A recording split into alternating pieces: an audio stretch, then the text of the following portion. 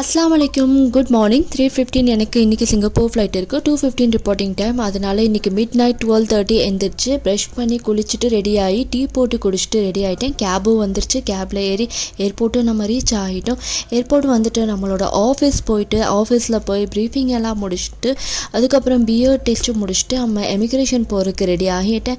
எமிக்ரேஷனும் இப்போ நான் க்ராஸ் பண்ணிவிட்டு ஏர்க்ராஃப்ட்குள்ளே வந்துட்டு எக்யூப்மெண்ட்ஸ்லாம் செக் பண்ணிட்டேன். பேசஞ்சரும் போர்டிங் ஆகிட்டாங்க.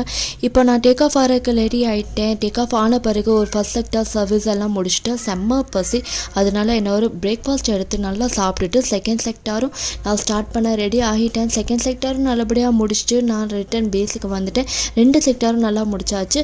எந்த ஒரு டென்ஷனும் இல்லை. நல்ல செட் ஆஃப் ஒரு க்ரூ நம்ம கூட வந்தாங்கன்னா நல்லா ஜாலியாக அந்த ஃப்ளைட்டு டைம் எப்படி போகுதுன்னே நம்மளுக்கு தெரியாது. அந்த மாதிரி தான் இன்றைக்கி நான் நல்லா ஜாலியாக என்ஜாய் பண்ணிட்டு வந்துட்டேன். ரிட்டன் கேபும் ஏறியாச்சு. வீட்டுக்கு போகிறதுக்கு